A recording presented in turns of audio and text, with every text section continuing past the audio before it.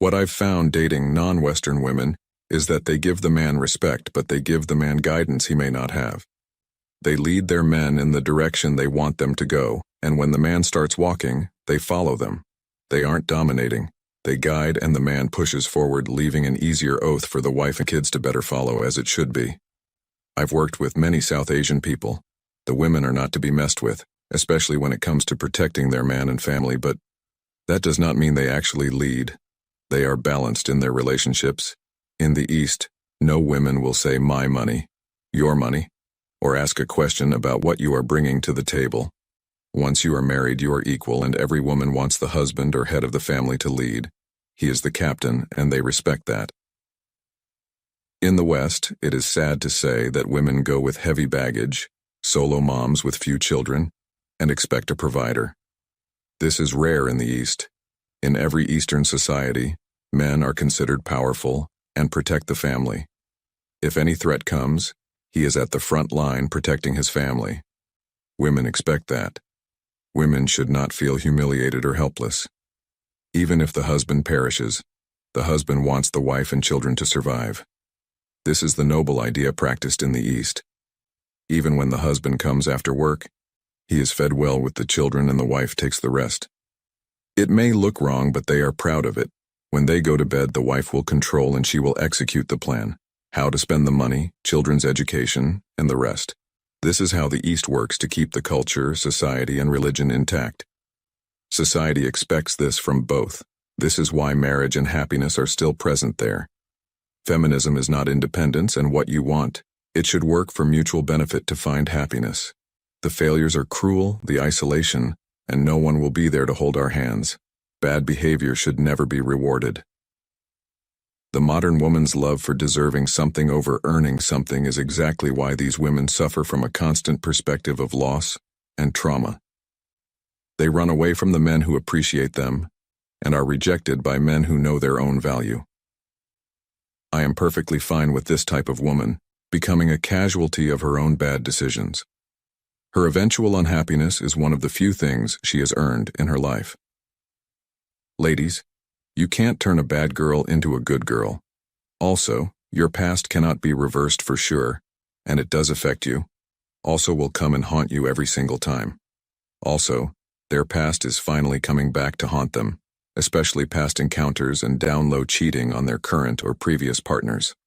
So, be careful who you date and be friends with, gentlemen, because most people, including myself, have a good judge of character as well. Women who go to bars and nightclubs are not valuable because it's a waste of time, and the vast majority of them like to reject guys for fun, just for your attention.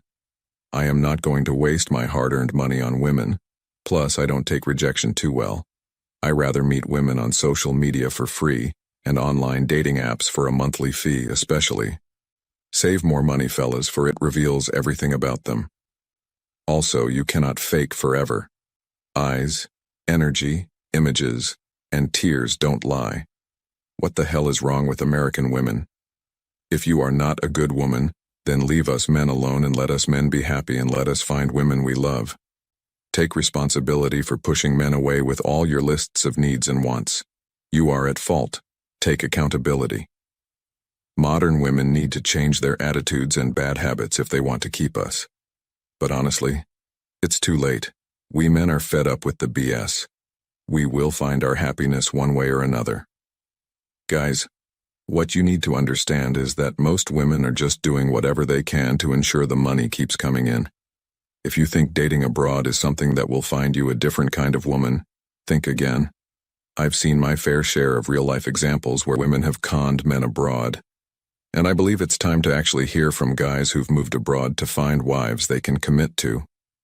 Over the last 50 years, we've seen a major shift in the way gender roles have been perceived.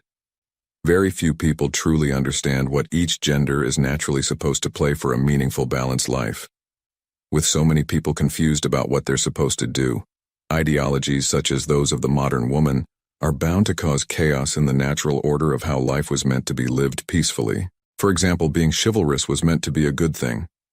In corporate America, a business leader who used to open doors for his employees, men or women, used to command respect. Now, It's just lost its meaning and impresses no one, at least in the United States. It may still be counted as chivalry in foreign countries where people still have some sense of traditional gender roles. Dating, or what it used to be, is dead. It's all about who can provide and for what. For example, the rise of these sugar daddy apps has spoiled the dating marketplace even more. It just certifies what we're talking about, and banks on the new roles defined by modern women who only date so that they can get what they want without any commitment, and the guy can spend on her for a half-meant, half-serious interaction. The relationships now have become completely transactional. Give or take. Barter. There's just so much that men have to do and be in order to complete the checkmark for women. Tall, good-looking, have the right category of vehicle, bank balance, funny, more successful than other men, and the list goes on. All of this can only get you a seat at the dating table. One thing goes wrong, and you're out.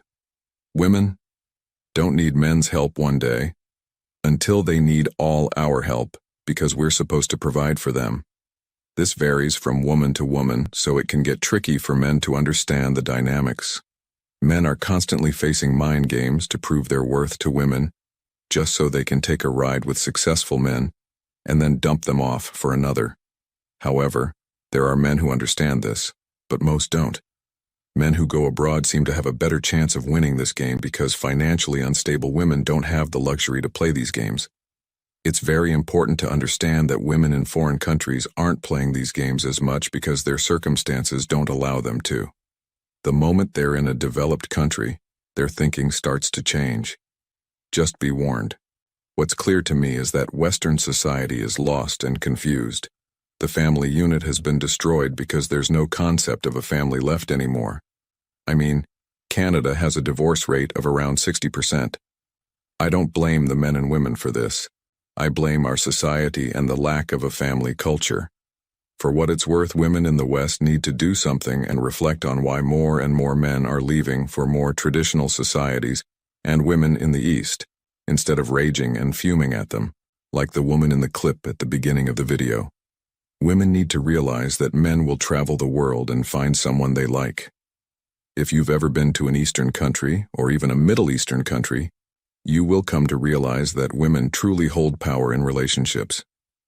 Unlike Western thinking, which equates making money to having leverage and control, in the East, it's the woman who mostly dominates, whether the man is from the East or from the West. And I guess this is because it's part of their culture, values, and even beliefs. Any man who isn't good to his partner is automatically vilified and even shunned by society.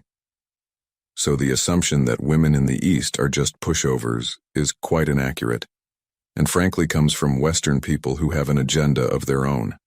And trust me, these people have never left their countries or even traveled for a summer trip. Their whole world revolves around their little towns or cities and everything they hear from their friends, or from biased people over the internet. It's no surprise that males are venturing abroad for female companionship. When women in the West consistently insult men because they don't respect or even like their husbands and boyfriends, I can't say that I blame the men for wanting to become passport bros and move to other nations. These men have left their native countries in search of a partner who will live up to their standards and not look down on them. If you give womanism some thought, you might start to wonder whether it is a product of indoctrination, or whether it is really something that women have long secretly desired, but haven't been able to do on their own for thousands of years. The typical American or Western woman believes she is entitled to certain privileges. These women want to be welcomed every day with open arms. They want us to realize that yes may sometimes mean no, no can also mean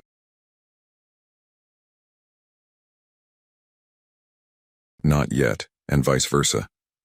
We will be labeled as cowards if we commit even one mistake, and ladies don't like cowardly men.